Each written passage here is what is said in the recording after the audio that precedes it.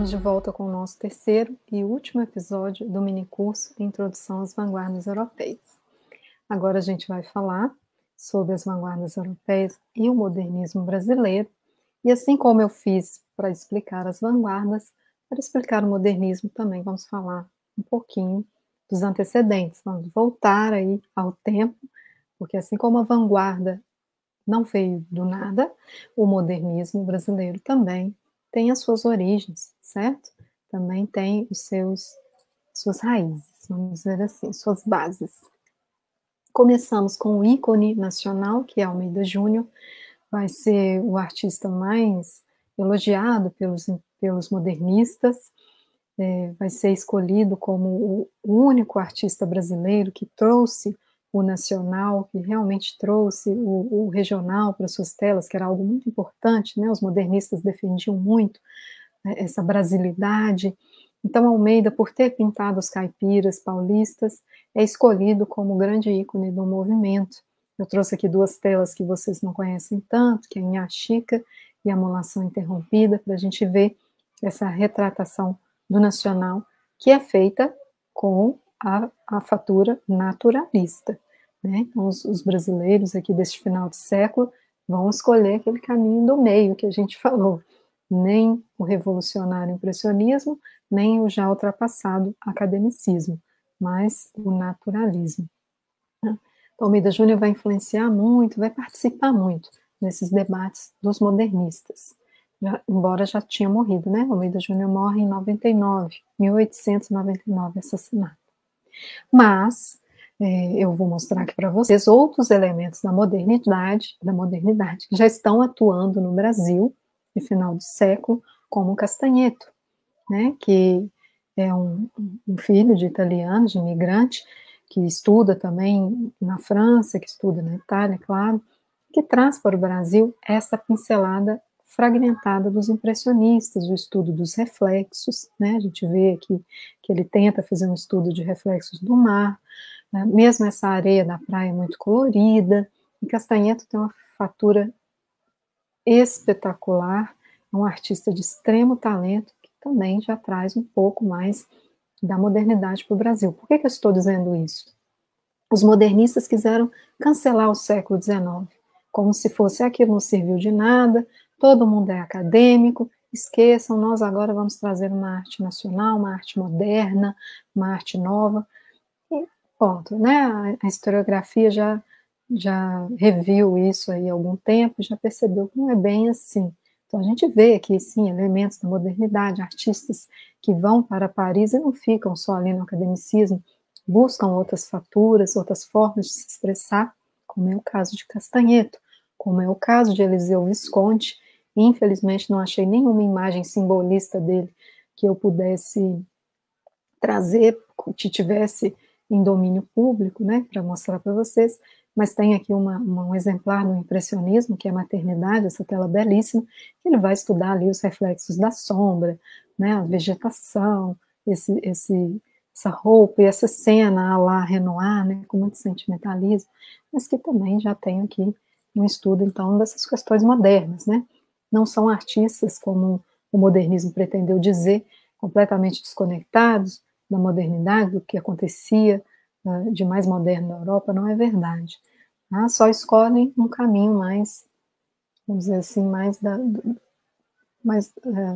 ameno, que é o naturalismo. Mas mesmo assim, Eliseu Visconti trabalha no impressionismo, Castanheto trabalha no impressionismo, Henrique Bernardelli, este homem que também viveu muito e passou ali pelo academicismo, pelo naturalismo, pinta essa cabeça de índio ali mais ou menos 3 anos após a Semana de Arte Moderna, e era uma figura muito importante dentro da arte brasileira nessa época, é irmão de Rodolfo Bernardelli, que dirigiu a Escola Nacional de Belas Artes, e congregava muitos artistas em torno dele, era um homem muito atuante, muito presente, né, que estava sempre ali estudando, buscando, então não podemos falar de artistas ignorantes e muito tradicionais, né? No caso, são artistas que buscam, sim, outras coisas, essa cabeça de índio é um exemplar disso. Rodolfo Amoedo e o Ateliê Livre, então Rodolfo Amoedo, junto a outros artistas, como o Henrique Bernardelli, vai criar o Ateliê Livre, que é baseado na Académie Julian, que é uma instituição francesa que congregava artistas que estavam ali fora da école, né? Então eu tinha a Escola Oficial de Belas Artes e a Académie Julian era uma reunião de professores que não eram assim oficiais, mas que também não eram desprezados pela academia. Então havia uma certa liberdade criativa, uma liberdade criativa bem maior do que na academia. Eram professores que permitiam atividades artísticas mais livres, né, que traziam essa liberdade para os seus alunos. Então era uma maneira de ensinar também mais livre, e o Rodolfo Amoedo vai criar o Ateliê Livre, que é baseado na Academia Julian, faz essa tela ciclo do ouro em 22, que a gente já vê cores muito mais fortes, uma pincelada muito diferenciada, e a cena de café, que é, com certeza, visivelmente, baseada no Absinto, de Degas. Né? Pedro Alexandrino foi professor de Tarsila e também de Anita, né? Tarsila do Amaral e Anita Malfatti. Pedro Alexandrino é ninguém mais do que o pupilo de Almeida Júnior, foi o principal aluno de Almeida Júnior, que Almeida mais investiu tempo. Ele, ao contrário de Almeida Júnior, preferiu pintar naturezas mortas, ao invés de pintar, né, a sociedade, os caipiras. Ele focou nas naturezas mortas, mas com certeza passou muito dos preceitos do seu mestre para Tarsila, para Anita, que foram com certeza muito influenciadas, e claro, essa admiração toda por Almeida Júnior vem daí também, né? Belmiro de Almeida, então vejam bem, né?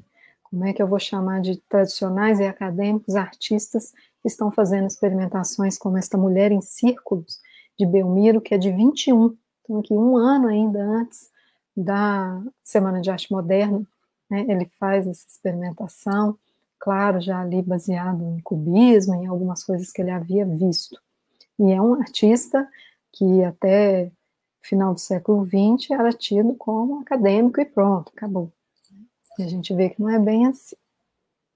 Temos também dois fatores, dois momentos aqui prévios da semana que são muito importantes, que são duas exposições de Anita Malfatti.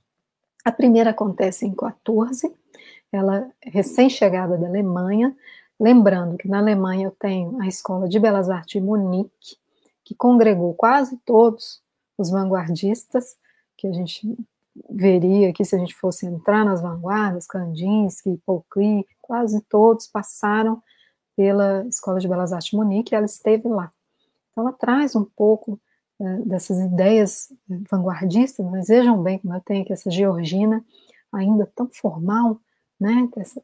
Tem ali uma sombra colorida, uma pincelada mais grosseira, um trabalho com as cores um pouco mais puras, mas ainda assim tem uma forma completamente delineada, né? Tem uma figura muito, vamos dizer assim, muito tradicional, se eu for comparar aqui com Manch, imagino com Kandinsky, né, e tudo mais. Então, ainda assim, é uma arte muito conectada aos padrões estéticos da arte, né, mas já foi uma grande revolução quando a Anita faz essa exposição, e principalmente a de 17. Então, aí ela faz a de 14, é muito criticada, viaja novamente, vai para os Estados Unidos. Quando ela volta, em 17, ela faz outra exposição e vai receber críticas muito, muito duras de Monteiro Lobato. Monteiro Lobato não era, assim, um crítico do modernismo, pelo contrário, ele era até simpático às ideias modernas, mas ele vai criticar imenso essa exposição de Anita, de 17, e Mário de Andrade chama esse momento de um estopim do modernismo. Por quê? A Anita vai ficar destruída, coitada, né? Claro, vai se sentir... Então, assim, eu fui, estudei, voltei, me criticaram, estudei mais, voltei, me criticaram mais ainda mais Monteiro Lobato, né? E ela acaba reunindo, então, alguns defensores em torno dela, como Oswald de Andrade, Mário de Andrade e outros pintores que se reúnem também para discutir arte, adotar um pouco ali daquela fatura, de maneira vamos dizer assim, defender a arte de Anitta, né? Então essa é o grande estopim do modernismo. Por quê? Porque ela congrega esses artistas, todos esses que queriam adotar essa fatura mais moderna, se reúnem em torno de Anitta, e isso vai acabar amadurecendo até chegarmos à Semana de Arte Moderna. O que a gente tem aqui durante a Semana de Arte Moderna? Um breve contexto, porque vocês já viram, já tivemos lives sobre a Semana de Arte Moderna, enfim, só um breve contexto, tá?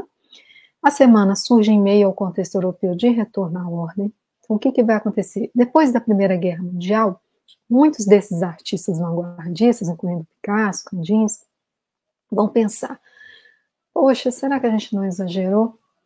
Será que toda essa destruição da forma, da beleza, toda essa busca uma expressão dos modernistas, ok? Essa busca pelo mau gosto, pelo feio, tudo isso, será que a gente não exagerou?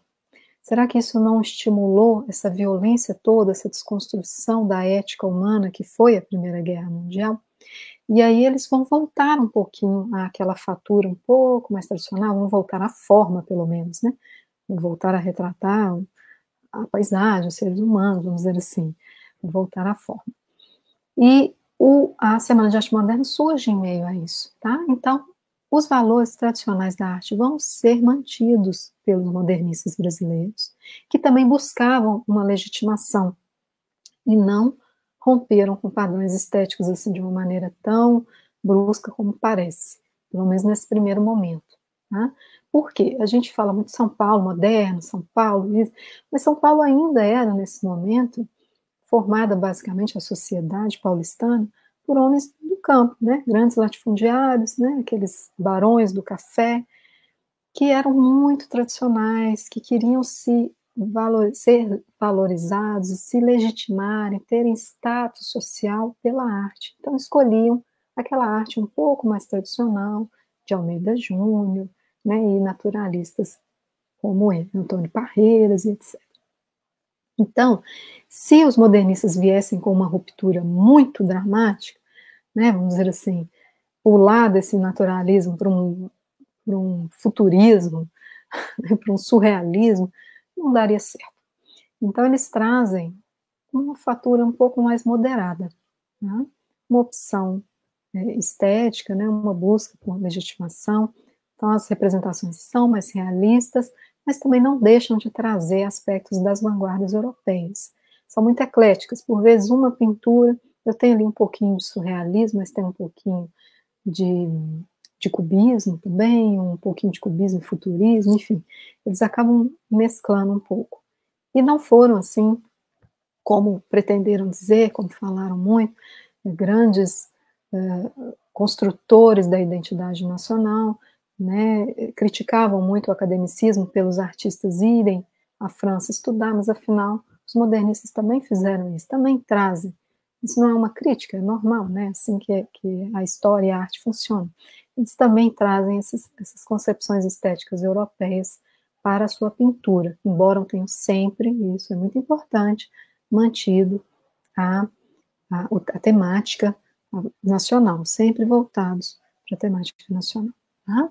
O evento, a própria semana, foi feita à maneira das vanguardas europeias, né? Então eles são chamados de futuristas, mas eu digo que os futuristas que não adotaram o futurismo, de maneira alguma foram futuristas nas suas representações, mas foram assim chamados porque o movimento se assemelhou muito ao movimento futurista, por exemplo. Então eles fizeram um programa que congregava várias manifestações artísticas, né? Música, teatro, literatura, pintura, enfim, cada um acontecendo num momento, em um lugar. Fizeram provocações pelos jornais, divulgando textos, manifestos, muitas discussões. Esta vinculação entre artistas e literatos, que já era importante lá para Courbet, lembra quando Baudelaire vai defender Courbet? Vai ser muito importante aqui também no modernismo, então as defesas de Oswald e Mário de Andrade nos jornais. E eles também, durante a semana, criam uma revista, que vai ter o seu primeiro número em maio de 22. Então, é um movimento muito parecido com as vanguardas europeias em termos de movimento, em termos estéticos, a gente ainda tem uma tradição muito grande. Vamos ver agora algumas obras que foram expostas na Semana de Arte Moderna, como o Farol, de Anita Malfatti. Então a gente tem aqui aquelas questões do expressionismo, né? As cores que não são verossímeis. Então tem um telhado rosa, parte desta colina é rosa também, é amarela, enfim, mas ao mesmo tempo eu tenho a manutenção ainda da ordem. Eu vejo que é uma casa, eu vejo que é um farol, eu vejo que é uma vegetação, certo? Então eu tenho aqui uma certa tradição mantida, embora, claro, já os preceitos expressionistas sejam bem claros aqui. Vicente do Rego Monteiro apresentou Cabeças de Negras, por exemplo, que a gente já vê um trabalho muito próximo ao impressionismo, mas talvez com o quê aqui de Van Gogh, já com uma pincelada bem marcada, né? E essas imagens, embora eu veja que são duas mulheres, estão ali com cabelo, estão vestidas de branco, né, mas elas já estão um pouco mais diluídas, não é aquela forma tão bem delineada, certo? Mas ainda também não é nada assim tão disruptivo, né, tão fora da pintura até aqui feita. De Cavalcante, com seus amigos, também chamados de boêmios, essa tela, em que ele já traz alguns aspectos aqui do surrealismo, talvez, mas volta muito para Manche, surrealismo não, desculpa, Manche, expressionismo, né, em que ele traz essa figura com os olhos esbugalhados, que é bem característica de Manche, transforma esse fundo nesse vermelho, e, enfim, então é um pouco essa mescla de manter a forma, mas também trazer algo das vanguardas, tá? Ainda tentando ser aceitos, né? Então, vamos pensar que esses artistas estão tentando ali se inserir no cenário cultural paulista, que é muito forte, que é muito promissor, é uma cidade que está crescendo muito, é considerada a capital artística do Brasil, então eles estão ali tentando ser aceitos. O que vai acontecer? A semana vai ter uma repercussão muito negativa, né? Mais uma vez muitas críticas, e depois, então, de 22, alguns desses artistas e literatos que participaram da semana vão para Paris. Não sei se vocês perceberam, mas Tarsila não está, né? Não participou da Semana de Arte Moderna, porque ela estava em Paris, e esses artistas vão voltar à Europa para estudar novamente. E é aí que a gente começa uma definição de estilos próprios.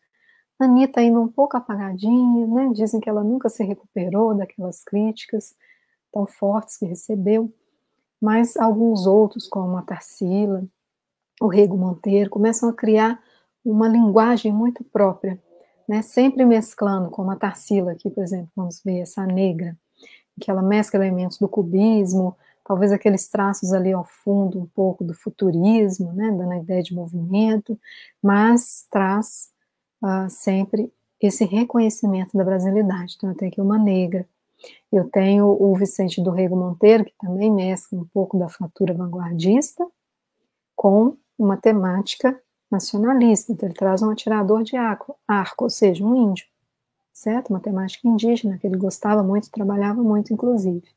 De Cavalcante, já traz mais aquela questão do Rio, do carioca, como assim com Moças de Guaratinguetá. Então tem cada um deles com seu estilo diferenciado, cada um deles captando um pouco daquilo que já era feito das vanguardas europeias, mas também trazendo, claro, sempre, né, quando eu falo isso de captar, nunca é uma cópia, são só inspirações que os artistas têm e trazem sempre a sua própria linguagem, tá bem? Então foi isso que eu tentei falar para vocês aqui hoje, espero que vocês tenham gostado, lembrando mais uma vez, é apenas uma introdução, e quem sabe um dia a gente terá tempo para entrar em cada uma dessas vanguardas, mas pelo menos até aqui eu espero que tenha ficado claro que há um caminho, né? Sempre na história há um caminho, e esse caminho começou lá no século XIX, com tudo o que aconteceu, Delacroix, Courbet, enfim, tudo que a gente viu até aqui, até que a gente pudesse chegar a tamanha liberdade criativa e a tamanha expressão individual com os vanguardistas. Espero que vocês tenham gostado e até a próxima!